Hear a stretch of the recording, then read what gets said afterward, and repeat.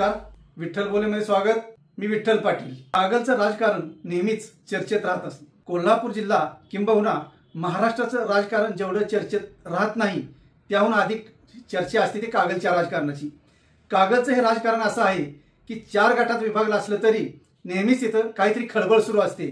मग मुश्रीफांचा गट असो, समरजित घाटगेंचा गट असो, संजय मंडलिकांचा गट असो की संजय घाटगेंचा गट असो, प्रत्येक गटात काहीतरी उलथापालथ सुरू असते आणि त्यामुळे तिथल्या राजकारणाची चुळबुळ ही सगळीकडेच अशा रीतीने पसरत राहते की त्याच्यावर चर्चाही होतच राहते। आजचा तोच चर्चेचा विषय आपण बोलणार आहोत, तो म्हणजे संजय घाटगे यांनी भाजपामध्ये केलेला प्रवेश।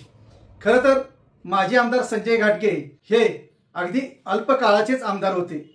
केवळ वर्षभर आमदारकी त्यांना मिळाली 1998 ते 99 आणि त्यानंतर मात्र 5 वेळा ते पराभूत झाले। संजय घाटगे जरी स्वतः पराभूत होत असले तरी त्यांच्या गटाचा एक असा किस्सा आहे की ते दुसऱ्यालाही कोणाला तरी पराभूत करतात आणि कोणाच्या तरी विजयाचा वाटेकरी होतात।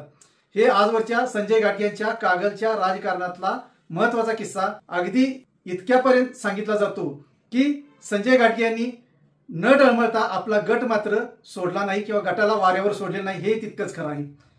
संजय घाटगे यांच्या बाबतीत सांगायचं तर एक संयमी नेतृत्व आणि सर्वांना बरोबर घेऊन जाणार असलं तरी विधानसभा निवडणुकीत मात्र त्यांचा टिकाव लागत नाही, हे तितकंच खरं आहे। त्यांचे चिरंजीव अमरीश घाटगे यांनी मात्र अपराजित्व भोगलेलं आहे। जिल्हा परिषद सदस्य म्हणून त्यांनी चांगलं काम केलेलं आहे। संजय घाटगेंना मात्र एकदाच आमदारकी मिळाल्यानंतर त्यांना नेहमीच आमदारकीनं हुलकावणी दिलेली आहे।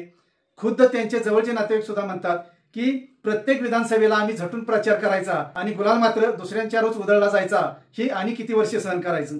म्हणूनच की काय आज संजय घाटगे यांनी भाजपामध्ये प्रवेश केला असावा।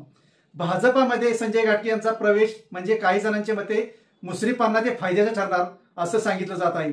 पण भारतीय जनता पार्टीच्या नेत्यांची अशी काय चाल असते, त्यांचा ब्रेन असा काय भविष्याचा वेध घेत असतो की तो कोणाचा तरी गेम करणार हे निश्चित असतं। म्हणूनच जरी आज संजय घाटगे भाजपामध्ये गेलेले असले आणि भाजपाचं थोडंफार कागल तालुक्यात अस्तित्व टिकवण्यासाठी त्यांचा लाभ होणार असला तरी संजय घाटगेंना मात्र अधिक लाभ होणार आहे। संजय घाटगे लाभार्थी ठरणार आहेत, कारण त्यांच्या ज्या काही संस्था आहेत, कार्यकर्ते आहेत, त्यांना उभारी मिळणार आहे। संजय घाटगे यांच्या भाजपा प्रवेशामुळे मुश्रीफांना बळ मिळणार का? काहींच्या मते मुश्रीफांना बळ मिळणार असं गृहीत धरलं जात आहे।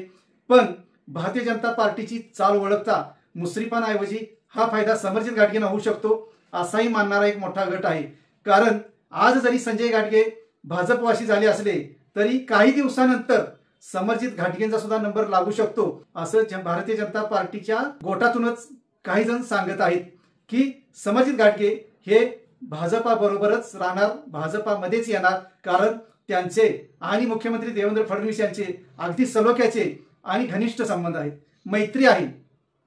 2024च्या विधानसभेला समरजित घाटगेंना आमदार करायचंच म्हणून फडणवीस यांनी अगदी खूप प्रयत्न केले, पण महायुतीच्या जागा वाटपात ती जागा अजित पवारांच्या राष्ट्रवादीला गेली आणि फडणवीस यांना थोडं एक पाऊल मागे घ्यावं लागलं। फडणवीसांनी एक पाऊल मागे घेतला असतानाच समरजित घाटगे यांनी एक पाऊल दुसऱ्या पक्षात टाकलं आणि दोन्ही पावलं शरद पवारांच्या राष्ट्रवादीमध्ये त्यांची पडली आणि विधानसभेला मात्र ते पडले। समरजित घाटगेंना यावेळी विधानसभेला संधी होती आणि ती मिळणारच असं अनेक राजकीय विश्लेषकांचं मत होतं, पण मुरब्बी हसन मुश्रीफ यांनी ते हाणून पाडलं आणि हसन मुश्रीफच आमदार झाले। एकूण या सर्व घडामोडी पाहता समरजित घाटगे अजून सुद्धा भारतीय जनता पार्टीत केव्हाही दाखल होऊ शकतात असं भारतीय जनता पार्टीच्या वरिष्ठ नेत्यांच्या गोटातून स्पष्टपणे मत व्यक्त केलं जात आहे। अगोदर संजय घाटगेंना आणायचं, नंतर समरजित येतील आणि यातूनच हसन मुश्रीफ यांना एकाकी पाडायचं, हा भारतीय जनता पार्टीचा डाव असू शकतो, हे सुद्धा काही जणांचं ठाम मत आहे। कारण मुश्रीफ यांना कोणत्याही परिस्थितीत रोखायचं आहे। हे रोखण्यासाठी शरद पवारांनी प्रयत्न केले पण ते असफल ठरले। आता शेवटी देवेंद्र फडणवीसच हे प्रयत्न करत आहेत। जरी लोकसभा आणि विधानसभा दूर असली तरी आजच्या घडीला ज्या स्थानिक स्वराज्य संस्थांच्या निवडणुका आहेत त्या गृहीत धरून त्याच्यावर डोळा ठेवून भारतीय जनता पार्टीनं कागल तालुक्यात जी सुरुवात केलेली आहे ती निश्चितच मुश्रीफांना पुढे भविष्यात अडचणीची ठरू शकते असंच आज काही जाणकारांचं मत आहे। कारण संजय मंडलिकांचा गट मुश्रीफांपासून दुखावलेलाच आहे। समरजित घाटगेंचा गट कट्टर विरोधक आहे। एक संजय घाटगे होते की मुश्रीफांना तारू शकत होते, त्यांना सुद्धा आता भारतीय जनता पार्टीने वेगळं केलेलं आहे। म्हणजे आज मुश्रीफ एकाकी आहेत असंच चित्र आहे। यातूनच भविष्यात कागलच्या राजकारणाची नांदी कशी असेल हे दिसून येत आहे। धन्यवाद। असेच नवनवीन विषय ऐकण्यासाठी लाईक, सबस्क्राईब आणि बेल आयकॉनवरती क्लिक करा।